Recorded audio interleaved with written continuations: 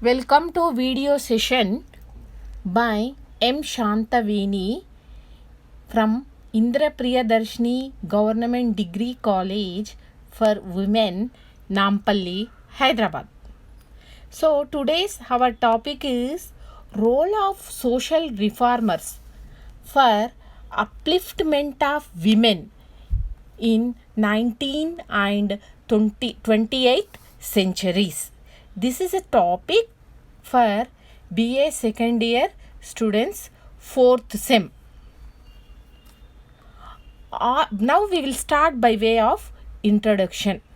All the social reform movements of 19th and 20th centuries strove for the upliftment of women, beginning with Brahma Samaj, and other movements also concentrated on the abolition of child marriages, polygamy, and encouragement of widow remarriages, for encouragement of women education, etc. Because of their efforts, there was a big improvement in the upliftment of women in 19th centuries. The first one to speak in this direction was Raja Ram Mohan Rai, who was the founder of Brahma Samaj. Raja Ram Mohan Rai was a great social reformer of northern India. His reign begins from 1772 to 1833 AD. Because of his reforms brought by him, there was a lot of change in Indian society for the upliftment of women in 19th and 28th centuries. He advocated for women's education. He brought many reforms for the upliftment of women in rural areas. He fought for right to property of women. He also pleaded for the prohibition of sati, child marriages, polygamy, and he encouraged widow remarriages and for the education of women. He also tried his level best to abolish female infanticides. He extended his wholehearted cooperation to William Bentinck in the abolition of sati in 1829 AD. When he was a social reformer, at that time the British rule was there. That time lot of support was given by Raja Ram Mohan Rai to William Bentinck for upliftment of women.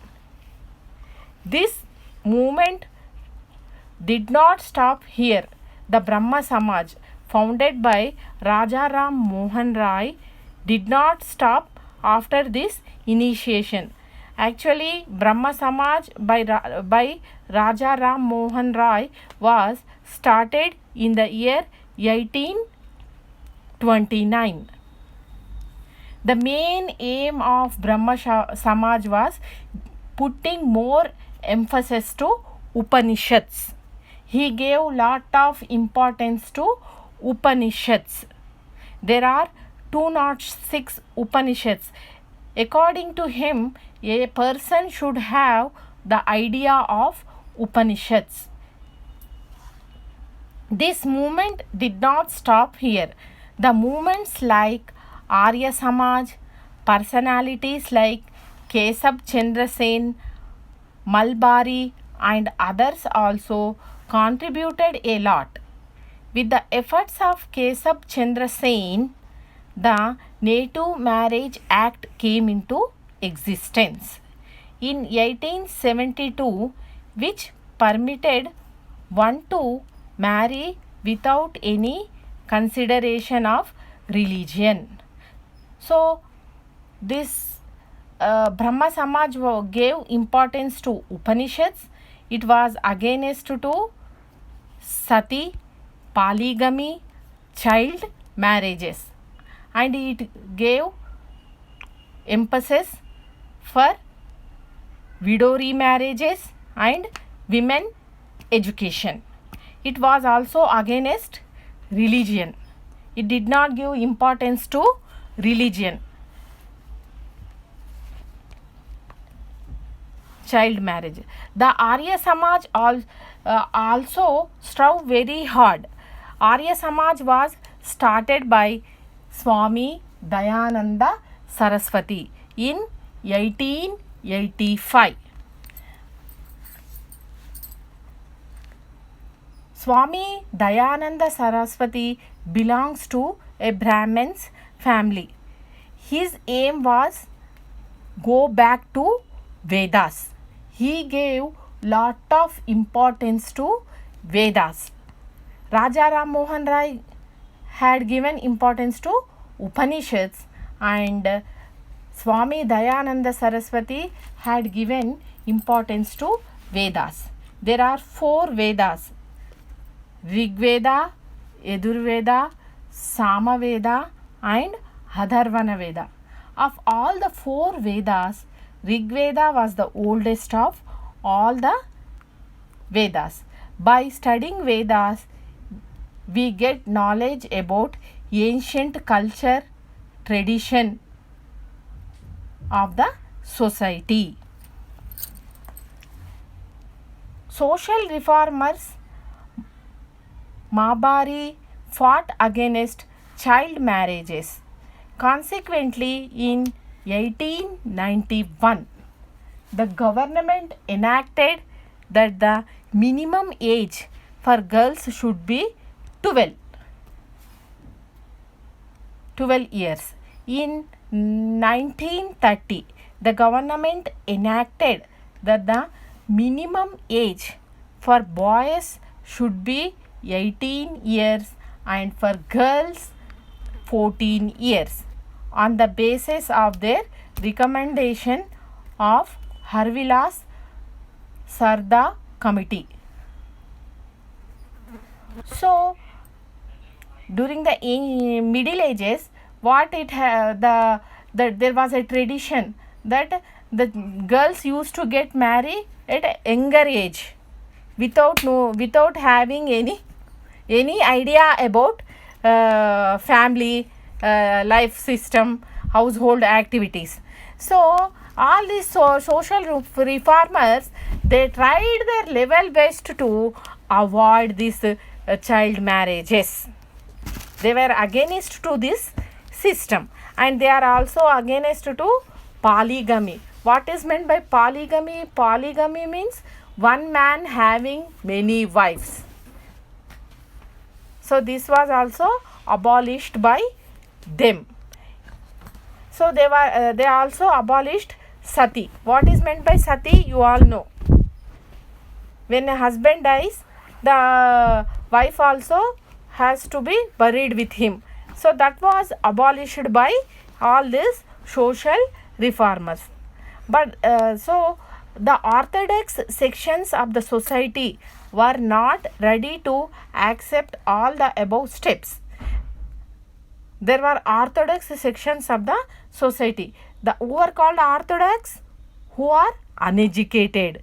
They are called orthodox. So they are against to the rules of social reformers. They don't want these rules to be brought into the society for upliftment of women. They want women to be backward only. They want women to get marriage at the earliest age only. So they were trying their level best. They are fighting to abolish all these rules which were brought by the social reformers. But their opposition faded away gradually because of spread of education and other economic reasons. But they failed utterly they failed, these orthodox people, because women were also getting educated and they also started financially earning. So economically they are very sound. So they fought for their rules, and these orthodox people were bitterly mm, bitterly faded by the women. Not only movements but individuals also played their role in this struggle. So not only women, so many women also participated in this agitation. So not only women, individually also they have not only in groups but also individual attention was also paid for upliftment of women in 19th and 28th centuries. According to Neel Kamal Bandyopadhyaya and Maharaja Sirish of Calcutta were prominent among them to this category, belonging to this upliftment of women in 19th and 28th centuries. Ishwar Chandra Vidyasagar also one of the most important social reformer. His efforts resulted in the enactment of widow remarriages Act of 1856 during the time of Lord Dalhousie. The reformers also realized that without education, widows would not become aware of themselves. So, the reformers also realized that widows could not become aware of their problems. So, education is necessary for them.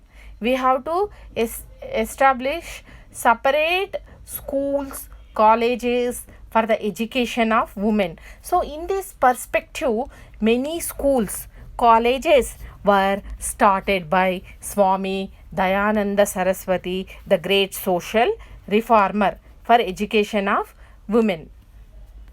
The youth would not come forward to marry the widows. If there is a widow, if the husband dies, the woman is called as widow. So if there is a widow, if the woman is educated only, the man comes forward to marry that particular widow. So widows also got educated. The social reformers provided the way for education of widows. There were separate schools started by the social reformers for the education, for the upliftment of women. That is why the reformers emphasized on education to widows and their employment. They also started earning themselves. In 1887, in Bengal, Bombay, Sesipada Banerjee established Hindu widow remarriage home and tried for their educational development. In 1876, Pandit Vishnu Shastri Chipalkar and Mahadeva Govind Ranadev founded the Widow Remarriage Association in Bombay. So not only from northern side there are social reformers for the upliftment of women, but also there are social reformers in southern side who strove hard for the upliftment of women education in South India.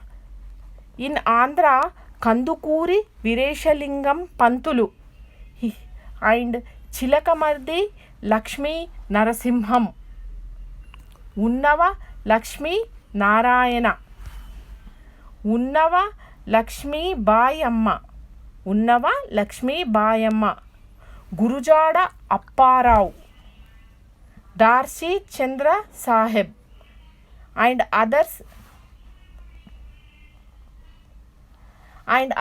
contributed to the upliftment of women. So in Andhra also, what were the steps taken by northern side by Raja Ram Mohan Rai, Ishwar Chandra Vidyasagar and Swami Dayananda Saraswati for the upliftment of women. Those steps were taken in by these social reformers from Andhra also for the upliftment of women in 19th and 20th centuries. From among those most important personalities of Andhra, Kandukuri Vireshalingam Pantulu plays a most important role. He was against to widow remarriages. He was against to child marriages. He abolished polygamy. He was against to prostitution, Devadasi system. He encouraged widow remarriages. He was trying his level best for upliftment of child education. Many schools, colleges were established for the education of women in 19th and 20th centuries for the upliftment of women education.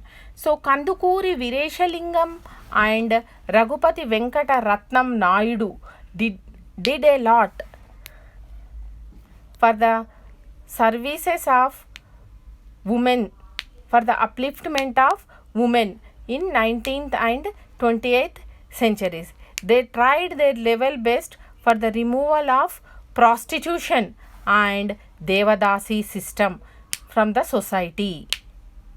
Their efforts were supplemented by the unflinching support extended by Raja of Pitapuram. So not only in Andhra, not only these social reformers, some more social reformers also were there. So not only social reformers, other women also participated in this agitation for the upliftment of women in 19th and 20th centuries. Because of these efforts taken by all those social reformers of northern and southern India, only now the women's position has come to this extent. Still women is facing many problems, but even though she is educated, she is earning, she is financially sound, but still there are many problems, predicaments which are faced by her. Even though many initiations, upliftments, agitations taken by social reformers, still government has to take some actions to remove the predicaments of women. So all these efforts did not go in a vain. Women also became increasingly aware of their plight. Delegation of All India Women's Association awaited on Lord Montagu in 1917 and demanded that the number of special seats for women in the assemblies should be enhanced. So women also started participating in politics. Women also started participating in politics. So now we will conclude our answer. Okay, now conclusion. So all these social reformers tried their level best for the upliftment of women in 19th and 28th centuries. Their efforts did not go in a vain. The women were developed to a great extent. Many of the women got educated. They started their economic life lease and luxurious. They started earning. Even the widows, most of the widows, they got again remarried.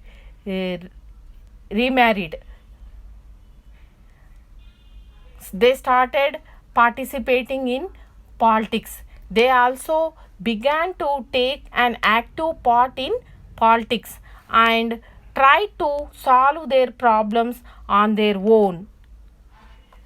They also started trying their problems on their own. Against this background, women in particular joined the national movement. Not only they fought for their rights, they also participated in freedom movement. They also participated in national movements and extended their invaluable services for the cause of our country, for getting independence to India. There are many great such women. For example, Jhansi Lakshmi Bai, Unnava Lakshmi Bai, Durgabai Deshmukh. As such, many